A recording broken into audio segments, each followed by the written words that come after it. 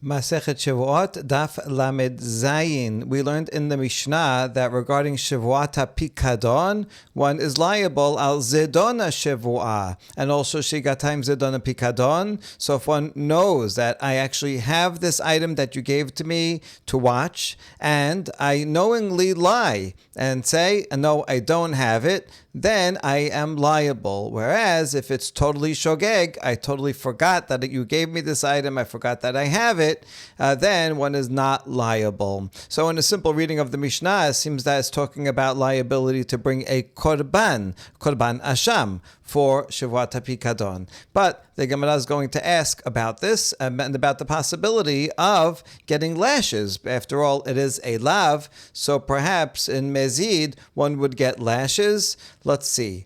Gemara. Rav Acha bar Huna veRav Shmuel bered Rabba bar Hana veRav Yitzchak bered Rav Yehuda tenu Shevuot beRabba. These three sages were studying the Masechet of Shevuot, or the topic of Shevuot, in the school of Rabbah.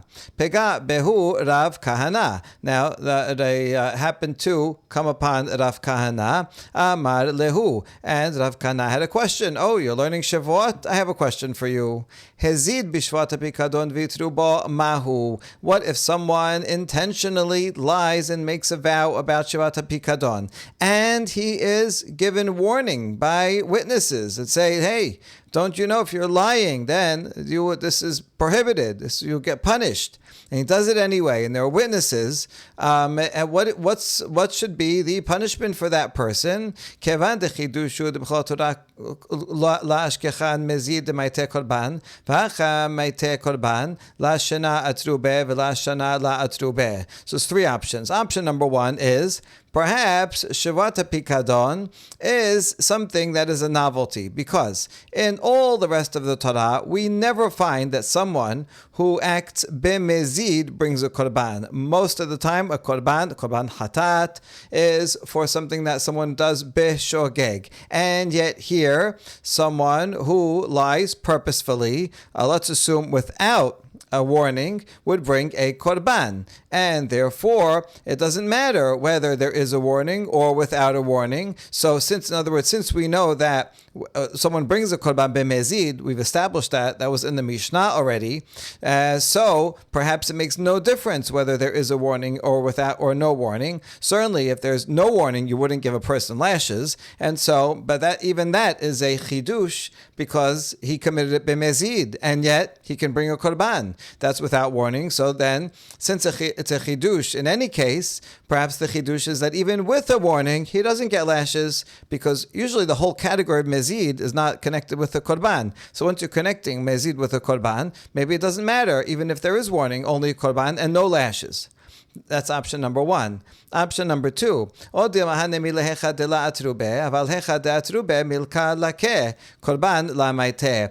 maybe when we say that someone who acts b'mezid with Shevuot HaPikadon has to bring a korban, that's only when there are no lashes. But maybe that's when there is no warning. But if there is a warning, maybe that's different, and he would get lashes and not bring a korban. So korban is for mezid without warning, and lashes would be for a mezid with warning. That's option two. Or abdina, or maybe someone who acts b'mezid with a warning has to both bring a korban and also get lashes. Usually you don't bring two punishments for the same act, but that's if the bet din is bringing both. The bet din is not going to give two liabilities, but here one is a korban and one is in bet din, and so maybe he would get both. That's the question. And so those three students responded to Rav Kahana. Rav Kahana asked the question, and so they answered Amrule Tanena. Oh, we have a braita, we can answer it. Chamura hemena Shevuot HaPikadon. This braita is comparing Shevuot HaPikadon to Shevuot HaEdut, and says that Shevuot HaPikadon is more stringent than Shevuot HaEdut. Shechevin al zedona makot v'al shigata asham bekesef shekalim. Because if someone violates Shevuot HaPikadon on purpose, then they get lashes. And if it's a bishogeg, then they have to bring a korban asham worth 2 shekalim. That's the end of the baraita. Midekamar le al zedona makot mikilal de'atrube vekamar makot in korban la. So from the fact that it says regarding mezid, one gets lashes, well, obviously that's only if there is warning. That's a general rule also. If anytime one gets lashes, it has to be only if there is a warning. So that's zadon with warning, and it says he gets lashes. So he gets lashes, and he does not bring a korban. Now, korban is reserved for shogeg. So isn't that a good answer? Umay chumra, and let's continue explaining this baraita in line with this reasoning. In what way is that more stringent? Because a person would prefer to bring a korban and not get lashes, even though korban also it's an ordeal. It costs money. You got to go. You have to bring it. But it's much easier to bring a korban than to have to suffer lashes on one's own back. That's certainly more suffering. And so that's the way in which Shevuot HaPikadon is more stringent. In that for Zadon, with witnesses you would get lashes, whereas for Shevuot HaEdut you would not. You would only bring a korban. So isn't that a good proof? Amar lehu Rava bar Itai. Man tena zedon shevuat apikadon lo nitan lechapara Rabbi Shimon, aval Rabbanan korban name maite. Rava bar Itai told the students of Rabbah who answered that, says, well, no, this is not a proof because this baraita is a minority opinion. Who is the Tana that thinks that for bemezid, if one says a Shevuot HaPikadon, one does not bring a korban, that's only Rabbi Shimon. And so, yes, according to Rabbi Shimon, Zadon with witnesses would get lashes and no korban. However, not everybody agrees. According to Rabbanan, someone who does a Shevuot HaPikadon in bemezid brings a korban. And since he brings a korban, so maybe he doesn't get lashes, or maybe he gets both. So one cannot prove anything from this baraita, which is the minority opinion of Rabbi Shimon, to Rabbanan, who may very well disagree with Rabbi Shimon. Amar lehu Rav Kahana bar Mina de'ahi. Now Rav Kahana, who asked the question in the first place, says, I also disagree with your answer, students, that you brought from this baraita up here. Besides the reasoning that Rava bar Itai said that could be a minority opinion of Rabbi Shimon, I have another objection to the proof that you brought. Rav Kahana says, Rav Kahana says, I taught that baraita and I have a different version of the baraita. And here's my version. Echad zedona vechad shigata asham bekesef shekalim. Umay chumra de'ilu hatam chatat bardanka.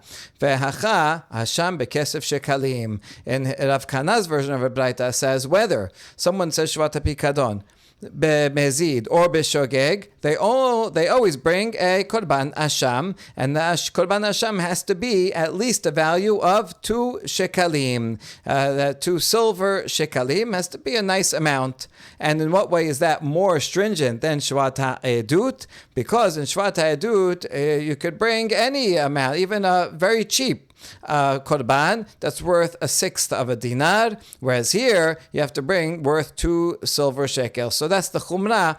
The point is that it's the same baraita because it's showing the chumrah of Shevuot HaPikadon over Shevuot HaEdut, and then here it doesn't say anything about lashes. And this is a better his version. And so since here it doesn't say anything about lashes, but does mention korban, so you see that your version of the baraita is not authoritative. It's not. I taught that baraita, and that's not the way I taught it. Now we ask, Veligmar mina dilma de la trube. So why don't we answer the question from Rav Kahana's version of the baraita, because that actually seems to answer it, although in a different way, and seems to say that if you do it bimezid, then you bring a korban, and that's it. You bring a korban no matter what, and there's no lashes. So can we answer it based on that? And we say not necessarily. Maybe that baraita is talking about when there's no warning.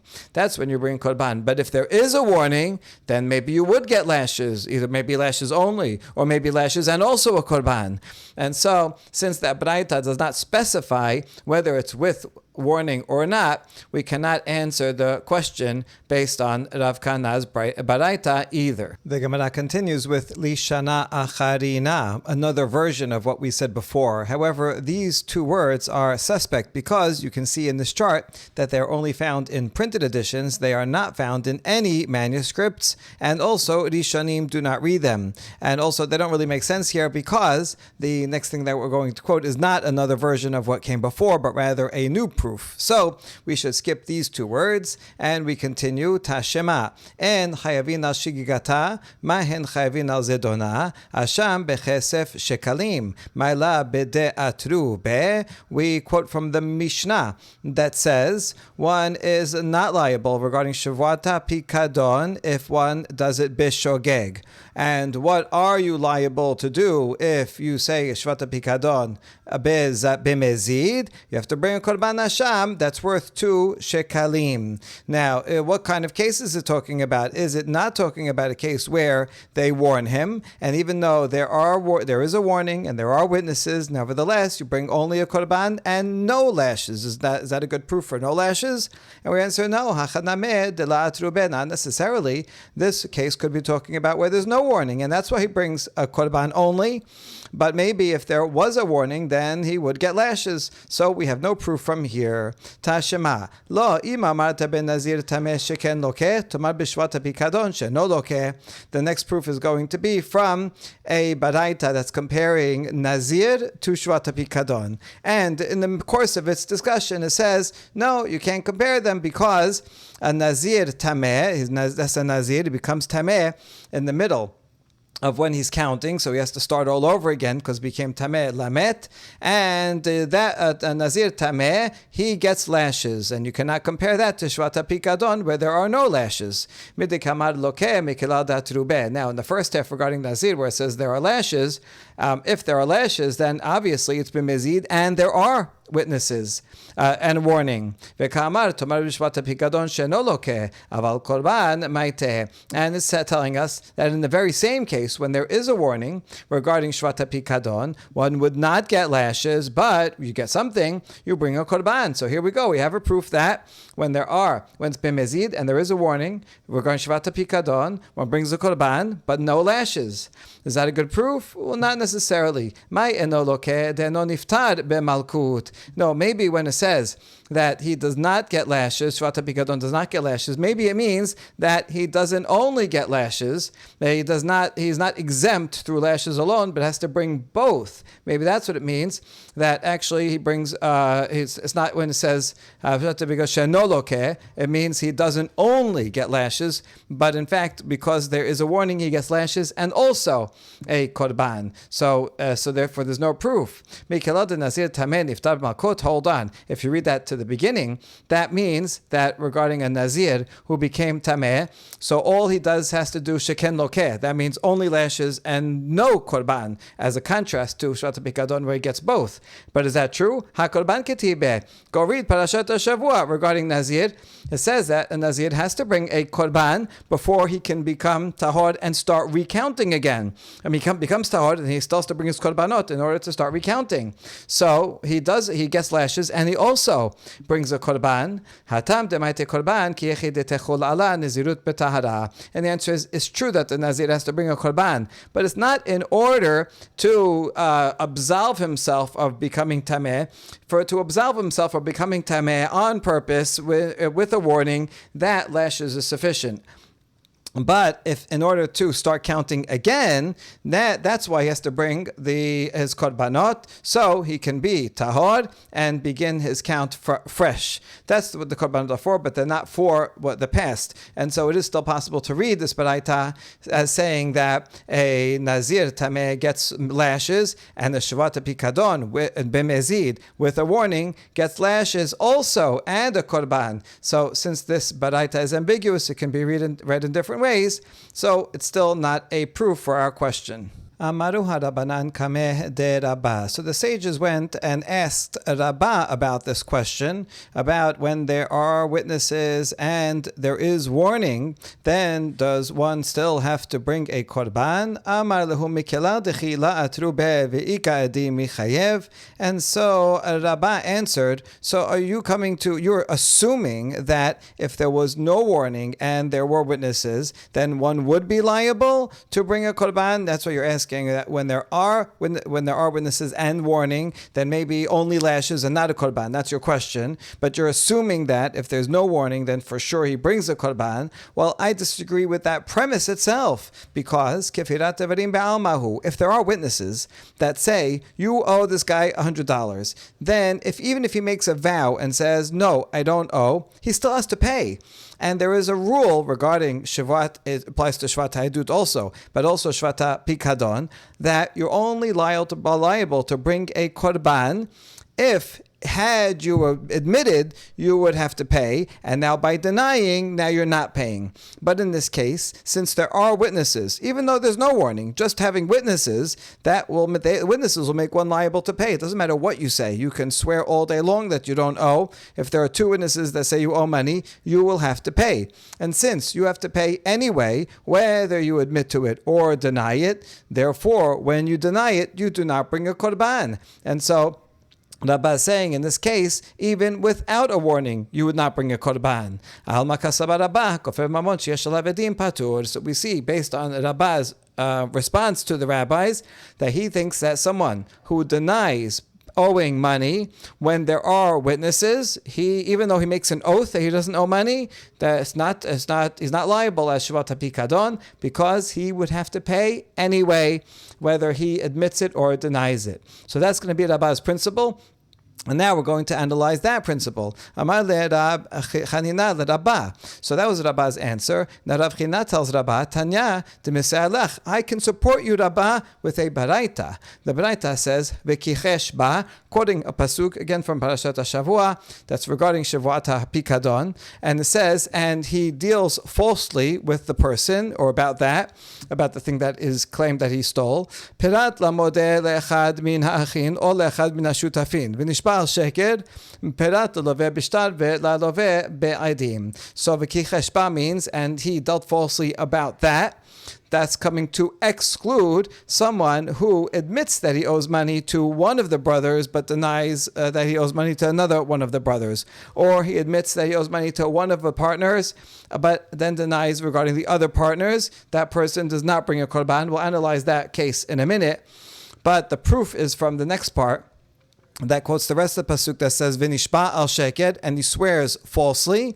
That comes to exclude someone who borrows with a document, or someone who borrows with witnesses, because there is either a document or there are witnesses. Then the defendant is going to have to pay no matter what, because there's absolute proof. Therefore, since he has to pay no matter what, even if he denies it, therefore, when he makes a vow, I don't owe you, that he's not liable to bring korban for that vow, because he has to pay. Even with the making the vow, he still has to pay. You only have to bring a korban when, by lying and swearing, by denying, you would get out of paying, and otherwise you would have had to pay. But here he has to pay no matter what. So this is this baraita proves Rabbah's principle, right? Amar le'imi shumha la tesaya'an. Rabbah says, thank you for trying to bring a proof for me, but if it was just from that baraita, it would not be a proof. Because be'omer laviti v'lo laviti be'adim, laviti v'lo laviti b'shtar. When it says over here, perat loveh and perat loveh be'adim, loveh b'shtar and perat loveh be'adim, it's talking about a case where the defendant admits, yes, I did borrow from you, but it was not in front of witnesses. Now, the second he admits, I borrowed from you and didn't pay back, he's making himself liable. What is he denying? Oh, you said that I borrowed it in front of witnesses. No, it wasn't in front of witnesses. Or he says, I admit I borrowed, but you said it was with a note. No, it was actually not with a promissory note. So that's why he's he is not liable to bring a korban, because he is only denying something that is a detail that's irrelevant. It really doesn't matter at this point whether he borrowed with witnesses or not, or with a note or not, because he admitted that he owes the money. That's the key. He admitted he owes the money. He's going to have to pay the money. That's why he doesn't have to bring a korban. But if he denied paying, even if there were witnesses, it could be, if he only had this baraita, it could be that he would still be liable. So therefore, there is no proof from this baraita, although Rabbah does agree that this with that reading of the baraita, but it's not the only way to read the baraita, and therefore Rabbah says, thank you, but that's not actually a proof. Mimai, and Rabbah actually says, in fact, this reading, the one that doesn't disprove Rabbah, but also doesn't prove Rabbah, this reading is actually necessary reading of this baraita, which you can tell from the first half of it.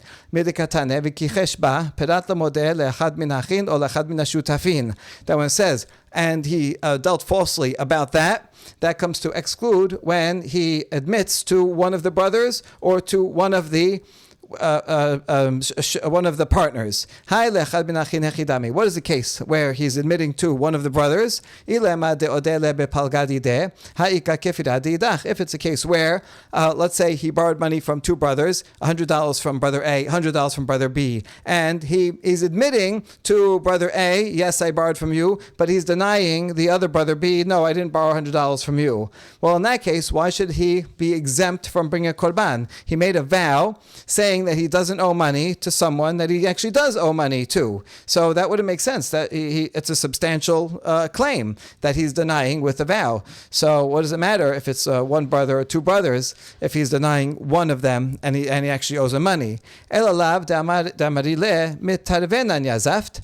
ואמר להו, לה מאחד מנייכו יזפה, תביא עליה כפירת איברים בעלמא. Rather, it's talking about a case where two brothers come and say, you borrowed $200 from us, from both of us together. And then the borrower says, no, I did borrow $200, but only from one of you.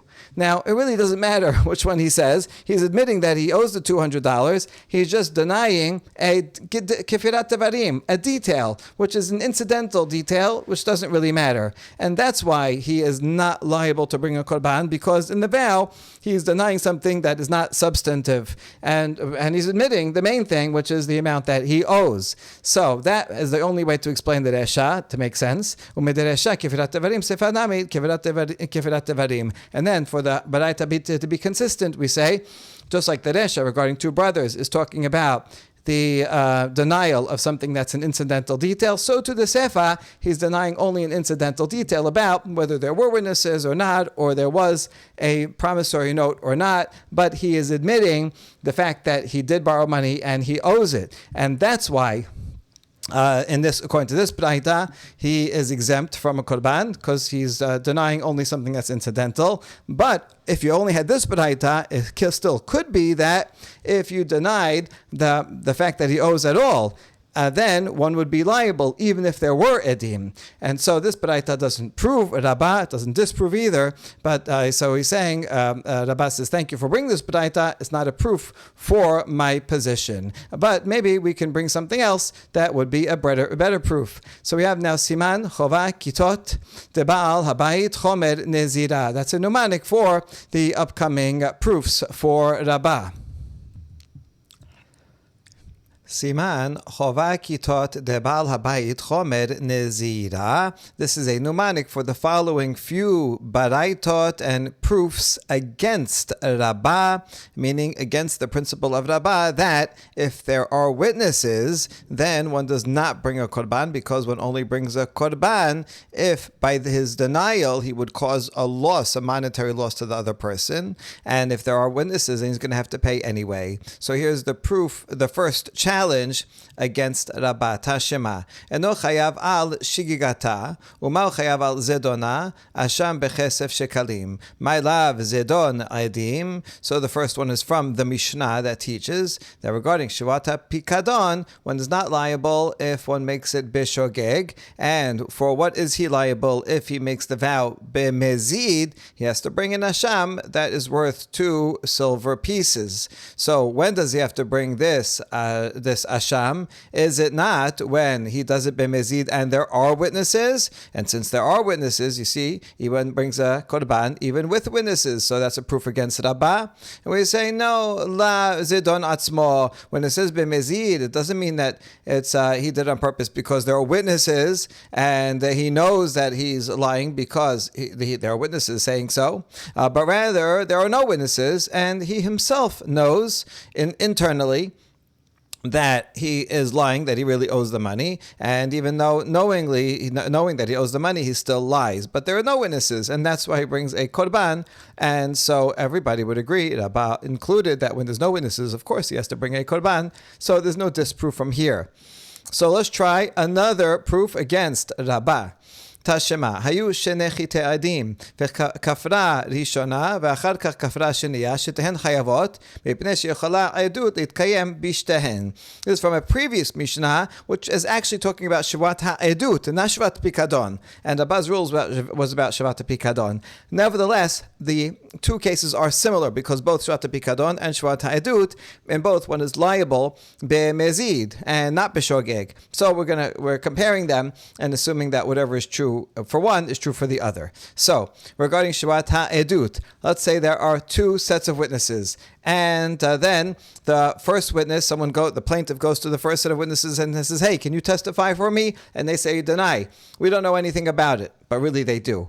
And then the second set of witnesses also deny. So both sets of witnesses are liable to bring a korban for Shevuot ha'edut. Why? Because the testimony could have been fulfilled with either of them. Both of them were able to testify, unlike if it's only two witnesses and then one person denies and the other person denies. That was a different case, but two sets of witnesses are liable because they each independently can testify. And we asked about that. It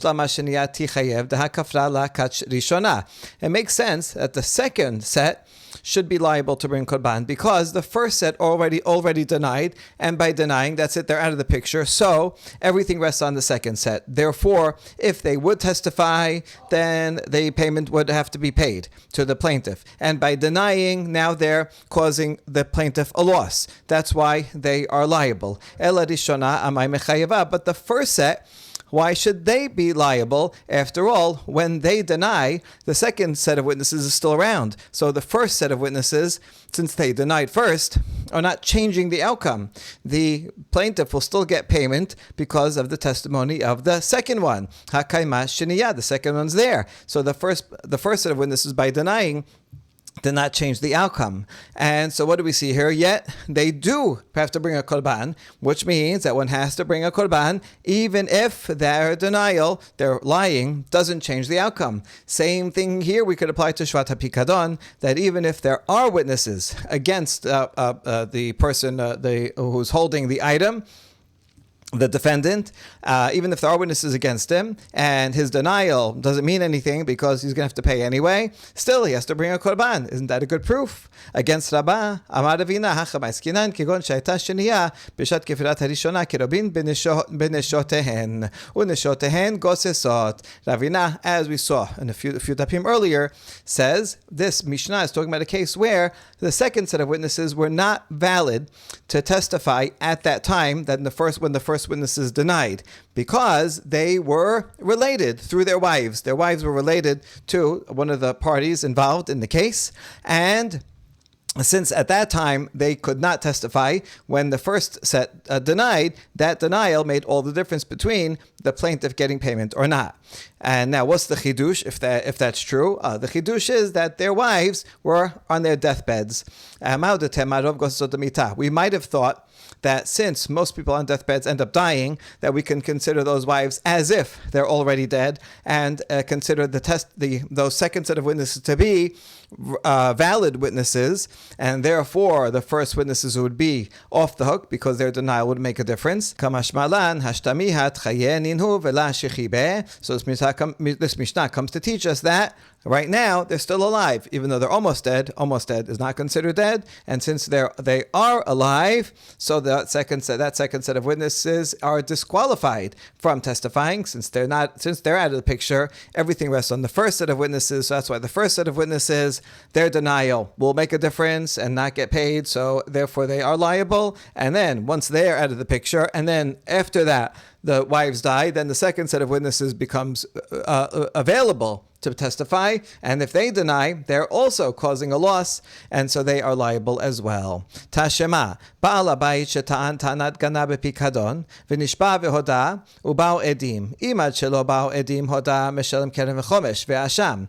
Im mi sheba'u edim hoda meshalem tashlumei kefel ve'asham. So now another challenge against Rabbah from a baraita that says, if a homeowner says he's supposed to watch something, and he says, "Oh, it was stolen. I know you gave me a deposit to hold on for you, but it was stolen," and he swears, and then he admits. The law is that Shevuot Pikadon, you pay the principal and a fifth and bring a korban when at first you make a vow denying, and then you yourself admit. So then you can make kapara by adding the fifth and bringing a korban. So after he did all that, then uba'u edim, then witnesses came and said, "No, we saw it was not stolen. He had it the whole time." Okay, so now what will be the outcome? It depends on the order of the admission and the witnesses. Im ad shelo ba'u edim hoda, if he testified first, admitted first, and then the witnesses came, then that's a regular case. Meshalem keren v'chomesh ve'asham. He pays the principal and a fifth, and he brings the korban hasham because he admitted first. So the witnesses coming after, well, they came too late. However, if the witnesses come first and only then, oh yes, now he admitted, well, your admission comes after the witnesses, no, then that's considered a case of just the witnesses coming, and when the witnesses come and say, "You're a thief," then you're treated simply like a thief, and you don't get to add a fifth, but you have to pay double. So then he has to pay double, and he has to bring in Hasham because he did also swear falsely. What can we learn from this baraita? Well, we can see that one has to bring a korban even though there are witnesses. So this goes directly against Rabbah. Rabbah says when there are witnesses and his denial doesn't mean anything because you're going to have to pay anyway because there are witnesses, then he doesn't bring in korban. But here, he does bring in korban even though there are witnesses. So isn't that a rejection of Rabbah? And we answer, Hachaname kedei Rabina. No, we can use the answer of Rabina they said over here and apply it in this case as well. That we're talking about a case where, yes, there were two witnesses, but they were related through their wives, and their wives were currently alive even though they were on their deathbeds. And that's when, since in reality there are no witnesses, there are no valid witnesses, they can't testify, and that's at the time. That's when he made his vow and said, "I don't know anything, I deny."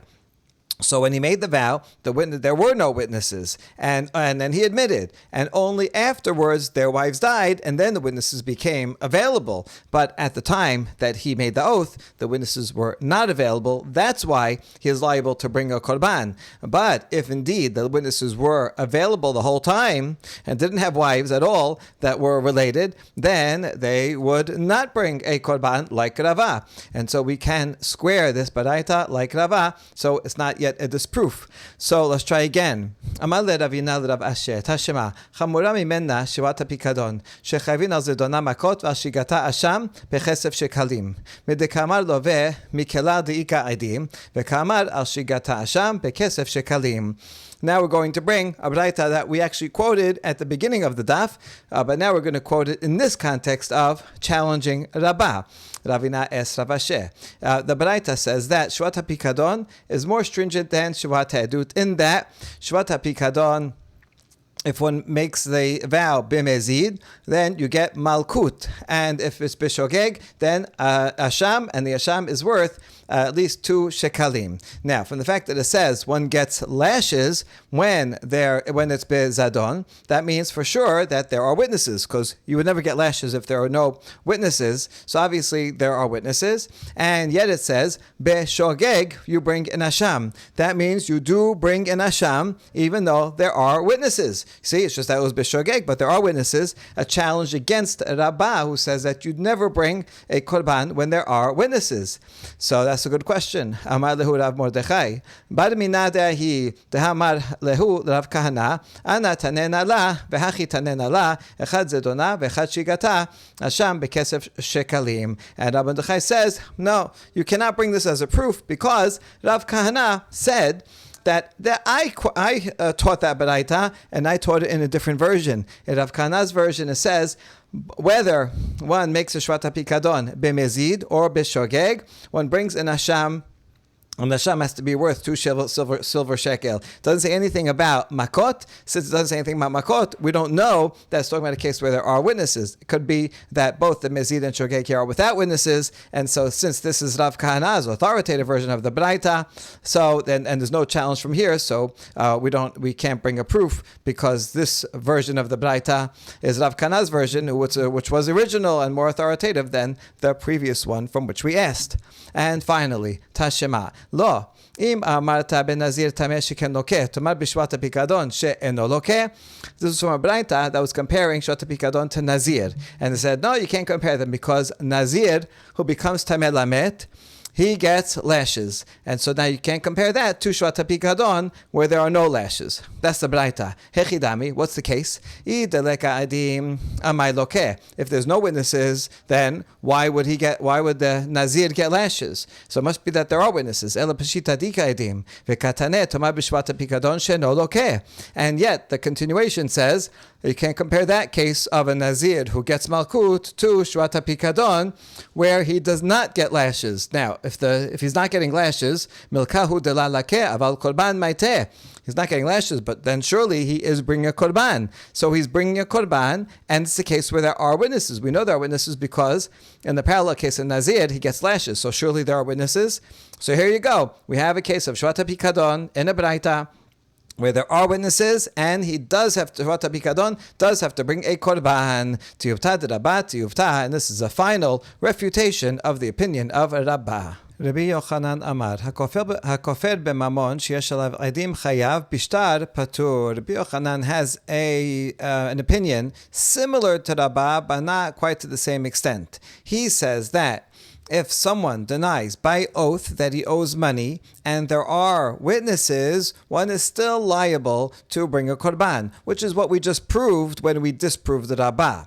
However, Rabbi Yochanan says, bishtar, if there is a written document that proves that this person owes money and he vows that he doesn't owe money, then he is not liable, because even if he would deny, he would have to pay, and because there's a note out there, a written document, and therefore his denial is not meaningful because they have to pay anyway, so he does not bring a korban. Now, what's the difference between a shtar and adim? We're going to see two answers. Amar Papa, Mai Tamed Rabbi Yochanan, adim abididi maite shetar hamanach. His sort of Papa explains what's the difference.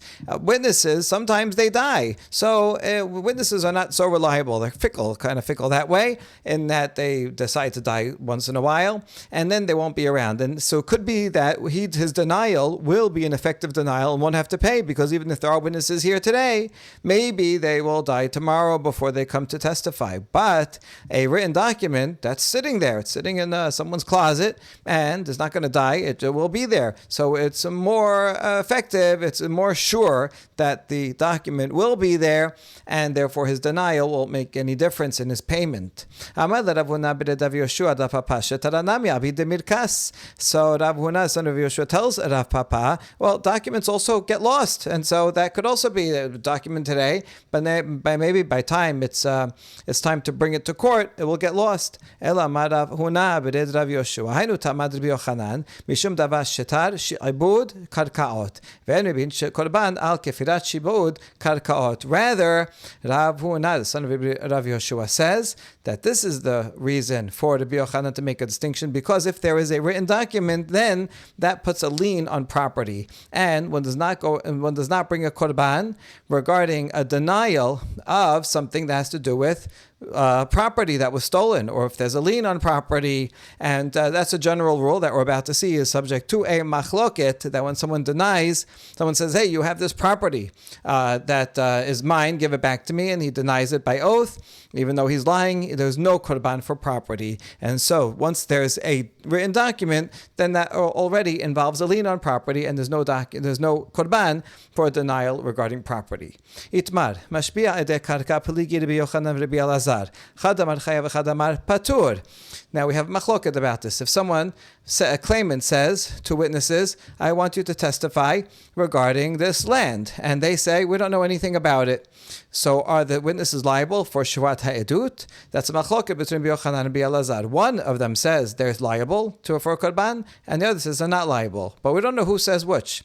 Tistayem de Rabbi Yochanan damar patur medamar Rabbi Yochanan ukvamon sheyesh alav edim chayav shetar patur Rav Huna b'ed Rav Yoshua tistayem. We can conclude from the discussion right above that Rabbi Yochanan is the one that says one is not liable, because he also said that someone who denies Shevuot HaPikadon regarding money, he has where there are witnesses, he's liable. But if there's a written document, he's not liable. Well, why would he not be liable? As we explained, according to in the opinion of Rav Huna, because a written document creates a lien, and then it involves land. And once it involves land, one is not liable for a korban. So you can see from here that Rabbi Yochanan is the one that says that when there is a Shevuot Adut about land, one does not bring a korban. Amar Rabbi Yirmiyah Rabbi Abahu, Lema Rabbi Yochanan Rabbi Elazar, Bifluktad Rabbi Eliezer Rabbanan Kami Palge. Rabbi Yirmiyah proposes to Rabbi Abahu that the machloket between the Amoraim, Rabbi Yochanan and Rabbi Elazar, is dependent on the machloket between Tanaim, Rabbi Eliezer and Rabbanan. In fact, Rabbi Elazar, the Amora, will match up with Rabbi Eliezer, so the Tana, so it'll be easy to remember. Di'itnan, as we learn in a Baraita. הגוזל שדה מחברו ושטפה נהר, חייב להעמיד לו שדה. דברי רבי אליעזר. החכמים אומר לו, הרי שלך לפניך. Fundamental question is, can you steal a piece of land? When it comes to a vase, yeah, that you can steal because you can pick it up and take it into your home and hide it. But land is just there. How do you steal land? And so that's the subject of machloket. Someone who steals land, meaning he goes and he works it and he takes from it, makes it as if he's the owner. And then while he has it, it looks like he's making believe he's the owner and is using it, it gets flooded by a river. So the question is, does the thief have to provide for him a new field that's good, that is not flooded? According to Rabbi Eliezer, he does have to. Just like if I stole your vase and I broke it, then I would have to provide for a new one or have to pay for it. So same thing. Once you take something over and steal it, then you're responsible for it. That's Rabbi Eliezer. So he thinks that you can steal land. Hachamim, however, say, no, you can't steal land. It's just a physical it's a physical place. So he could say, here's your land. It's true, I used it for a while, but I didn't steal it. I didn't take it and put it in my pocket. So your land is here. It would have, no matter what happened, no matter whose hand it was under, it would have been flooded. So it got flooded anyway. So it's yours. It was always yours. And here it is. Take it back in its flooded state. So that's the machloket. Now, what's the root of their machloket?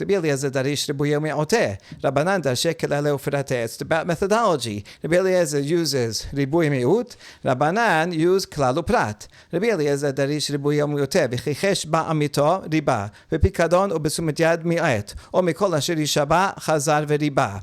The pasuk that is talking about Shevuot ha'edut says, if someone denies something regarding his friend, that's a general rule. It includes everything. And then it says specifically, pikadon be'u b'tzumet yad, if it's a deposit or a pledge. That's very specific things. And then it goes back and is marbeh, or anything about which he makes a vow. So that's ribui mi'ut ribui. Riba u'mi'et v'riba riba kol. So that comes to include everything except for one thing. My riba kol mileh. My mi'et shetarot. What's the one thing that it will exclude? It will exclude if you steal and lie about stealing a document. A document is not worth anything in and of itself. It's just a piece of paper and ink. It's worth 1 cent. The value is in the contents of what's written in it. So if I steal your document, and then lie about that. So I'm not going to have to pay the value of what's written in the document, even if I steal a loan document. You have a loan document that says someone owes you $1 million, and I steal it. So I don't have to pay $1 million for stealing it. It's not valuable in and of itself, so that is excluded. That's Rabbi Eliezer. V'Rabbanan darshe kelale ufrateh v'chichesh b'amito kelal pikadon b'tzumet yad o begazel perat o mikol asher shaba alav chazar v'kalal kelal uperat ukelal iyatadan ela ke'en aperat. Rabbanan will take the pasuk and you apply the kelal uperat. So kichesh b'amito, that's a general rule. Pikadon or b'tzumet yad or begazel, a deposit, a pledge, a robbery. Those are specific examples. And then anything about which one makes a vow is another generality. And so now we have klal pratu kalal. And this time we're not going to exclude just one thing, but rather we're going to exclude anything that is fundamentally similar to the example. So we're going to end up excluding more things. What is that?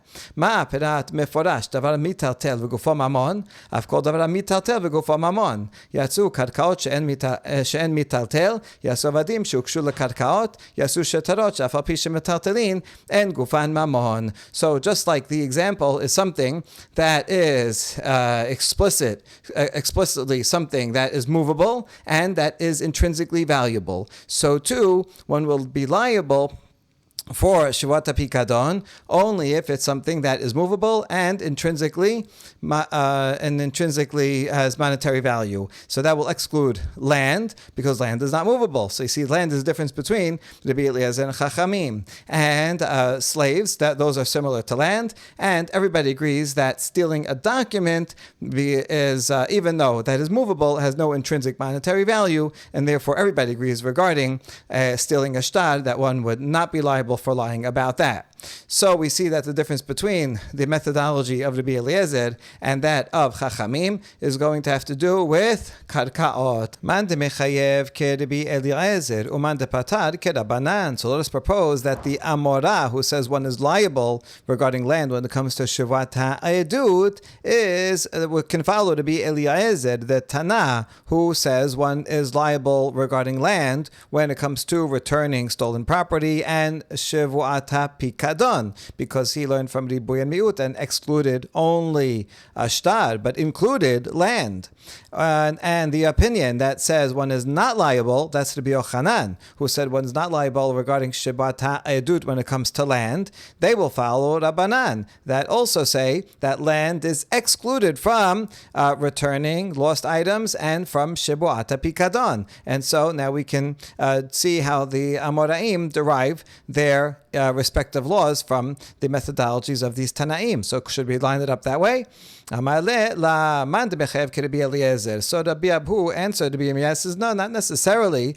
Yes, certainly the opinion that says one is liable, Rabbi Elazar, is going to follow Rabbi Eliezer, yes. But the other way, Man de patar, Amar lach, Rabbi Yochanan can say to you, Beha afilu Rabbi Eliezer moded, Rachamana Amar mikol velo hakol. In this, even Rabbi Eliezer, who says that land is included when it comes to Shevuot HaPikadon, yes, that's true, it's included in Shevuot HaPikadon because of the Ribuy Miut Ribuy. But in Shevuot HaEdut, it says, Mikol, from anything, but not everything. So Shevuot HaEdut is more limited than Shevuot HaPikadon in this way, and therefore even the Rabbi Eliezer, who includes land to be in the liability regarding Shevuot HaPikadon, can agree with the opinion of Rabbi Yochanan, who excludes land regarding Shevuot HaEdut. Amar Papa Mishmed Rava Matniti Name Daika. The Papa says name of Rava that the Mishnah is precise in its formulation and would prove the opinion of Rabbi Yochanan. Tekatane Ganavta et Shuriv hu omer lo ganavti mashbiacha ani v'amar amen hayav v'ilu ganavta et abdi lo katane mai ta'amar la mishum devidit kashel karkaot ve'en mivi'in korban al kefirat shibud karkaot. The Mishnah gives an example of a case of Shevuot HaPikadon and says, for example, someone, a claimant says, you stole my ox, and the defendant says, I did not steal it. And the claimant says, I want you to swear. And he says, okay, amen. He is liable. It gives an example of stealing an ox. It does not give an example of, you stole my slave. How come? Is it not because a slave has the same law as land, and one does not bring a korban regarding land? That's why it didn't bring an example of a slave. So you see, this is a support for the Yochanan that one has to say, has to bring a korban only for movable objects, but not for land or for slaves. Amar Rav Papi mishmede Rava ema sefa ze hakilal. Kol mishalem al pi atzmo chayav, v'shen mishalem al pi atzmo patur. Ze hakilal latuye mai. Alav latuye ganabte et abdi. Rav Papi, however, says in the name of Rava. Wait a second. Look at the end of the Mishnah where it says, here is the general rule. Anytime one would pay based on his own admission, he is liable when he denies it to bring a korban. But if he does not pay based on his own admission, then he does not have to bring a korban. Now, when it says zeh kilal, we already saw a bunch of examples of this in the Mishnah. So what is the general rule coming to include? Is it not coming to include a case of you stole my slave? So even though the Mishnah doesn't delineate such an example of you stole my slave, we can learn it from the general rule, the added, it's extra words, at the end. So therefore, maybe stealing a slave is included in the Mishnah, and that would not be a proof. That would be a proof against it, Rabbi Yochanan. Therefore, we see that we cannot prove from the Mishnah one way or the other. Baruch Adonai Le'olam. Amen ve'amen.